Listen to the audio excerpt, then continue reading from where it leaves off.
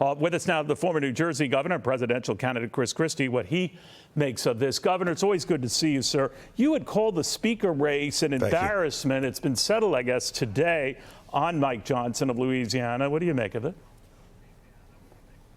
Look, I'm just glad it's over, and I'm glad there's someone who has the gavel. I don't know Mike Johnson very well. I don't think most Americans do, even most people who are involved in the political world, as I've been for the last, 15 years nationally. So, look, I'll make my judgments on Speaker Johnson as he goes along. I'm just glad there is a speaker so they can get to work, as you see them doing right now. They have work to do, in my view, with Israel, with Ukraine, with the southern border. All are things that need to be done, and I hope they get to work. You know, the reason why I asked, Governor, is Donald Trump likes the guy. In fact, Donald Trump has reason to like the guy because he did contest the 2020 election himself. He did urge Donald Trump at the time to stay strong and keep up the good fight. He did object to certifying Joe Biden's electoral victory. There is that because the former president also had said of the other name that was being considered, Mike Johnson, the fourth candidate for speaker, that he was a rhino, and that ended that. What do you make of that? Well, that isn't what ended it, first of all, Neil.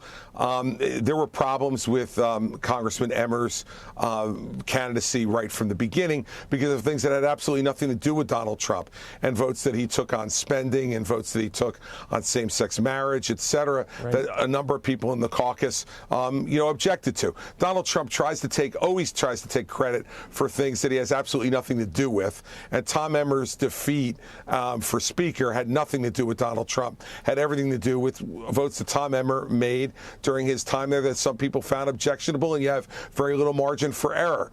I would say this about Speaker Johnson. I disagree with him vehemently on the actions that he took after Election Day in 2020. I think it was wrong, both factually and legally. But they're going to be, no matter who you pick as Speaker, there are going to be some disagreements that I would have with the person, as would happen with anybody in the caucus. So I want to start from this moment forward, judging Speaker Johnson on what he does when he has the gavel in his hand. He has a much different moment of leadership now, and much different obligations and responsibilities than he had as a backbencher or part of the folks who were defending Donald Trump in the House of Representatives in the aftermath of the election. I hope he rises to the occasion. Our party needs it, and our country needs it. You know, while I'm on that subject, Governor, Marjorie Taylor Greene had said that Matt Gaetz and some of these other Republicans, the 7 others who had voted against the former speaker, had really done no one any good, that they need to apologize for all the House chaos they caused. What did you make of that? I agree with her. I find myself rarely saying that I agree with Marjorie Taylor Greene, but on this one I do. Look, those 8 caused this 3 weeks of chaos. In my view, they fired Kevin McCarthy without cause, and they had no plan on how to fix it afterwards. And the chaos of the last 3 weeks is proof of that. And so I do think that there needs to be ramifications for that conduct. What the House caucus will decide in terms of that question or not is up to them. But what do I think? I think that these folks caused a lot of disruption and a lot of delay in dealing with important problems, and they yielded absolutely nothing out of it. You know, Governor, we learned today that Donald Trump, he took the stand in this civil trial on his business holdings and what have you. He was also fined $10,000 for violating a gag order. What did you make of that? He can't shut up, Neil. He can't help himself. It was so obvious that what he said, and then he has, of course, does what he always does, which is has his lawyers lie for him. Those lies were, as they always are, insufficient. And so he got fined another $10,000. Look, I'm equally disturbed by the post he put out regarding Mark Meadows. Now, look, the walls are closing in around him. I understand that, and more importantly, he understands that. I was there, Neil, in 2020 when Mark Meadows was chief of staff, regularly preparing Donald Trump for the debates against Joe Biden. And I can tell you that Mark Meadows was Velcroed to Donald Trump's hip in the White House at those times. And that means that Mark Meadows knows everything. Everything that Donald Trump said and did and ordered. other people to do on his behalf, and just as importantly, everything he was told about the lack of facts to back up his contention that the election was stolen, yet he continued to act as he did then and as he does now. So the tweet that, or this post that he put up regarding Mark Meadows was clearly an attempt to influence and intimidate Mark Meadows, who we now have every reason to believe is a witness for the government against Donald Trump. His conduct is showing you, Neil, the walls are closing in on him.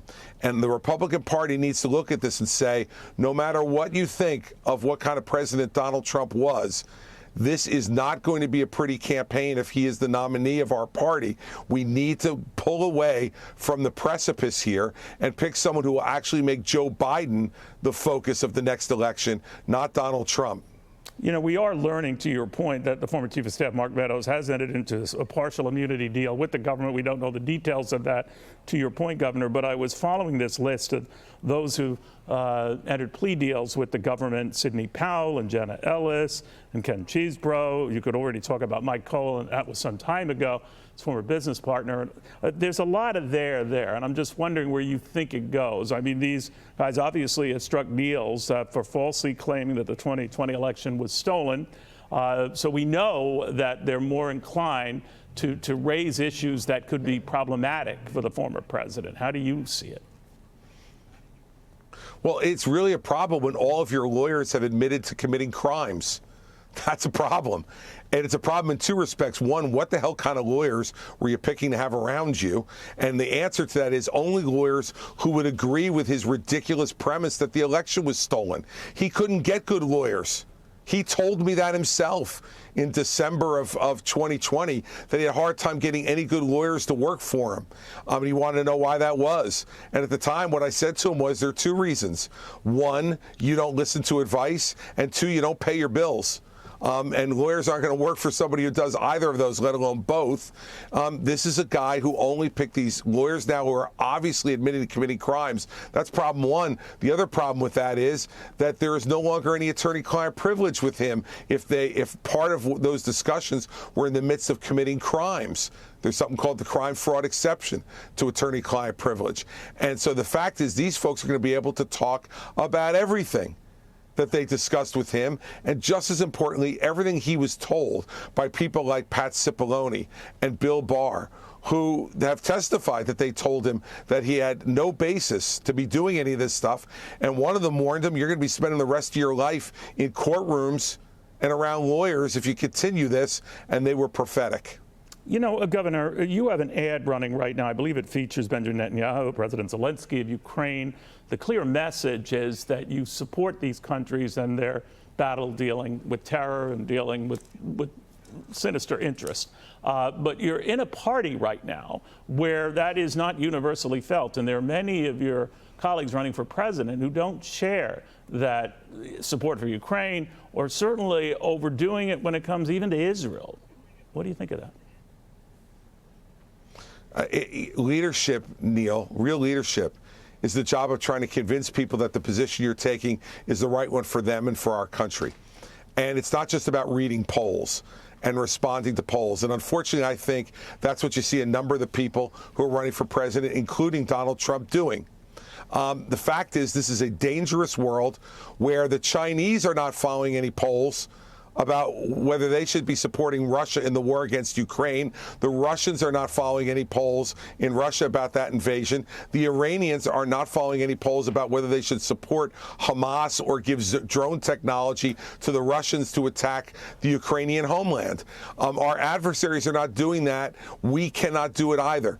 We play a special place in the world, and if we vacate that place, Neil, the Chinese, the Russians, the Iranians, the North Koreans will fill that vacuum, and that will make it a much more dangerous world and an autocratic world where democracy goes to slowly die. Well, I mention it because Mike Johnson, the new speaker, has expressed concern about more Ukrainian aid.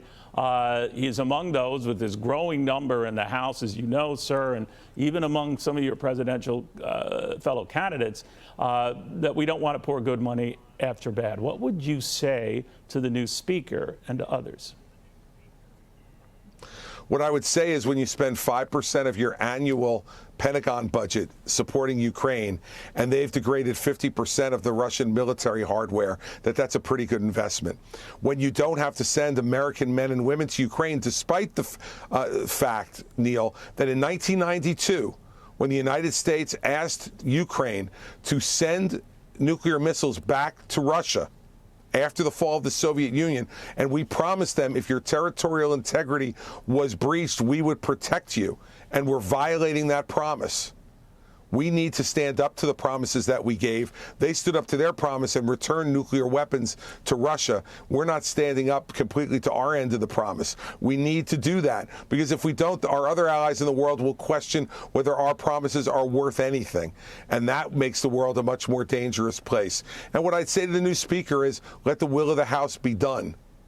And no one person should be deciding that. That should be a decision by the entire House of Representatives on Ukrainian aid. Governor Chris Christie, good seeing you again. Thank you for taking the time. Hi, everyone. I'm Brian Kilmeade. I want you to do me a favor. I want you to click to subscribe to the Fox News YouTube page. This is the only way that I know for sure that you're not going to miss any great commentary, any great news bites, any great interviews coming your way on Fox. You can get it all here on YouTube. So subscribe right now.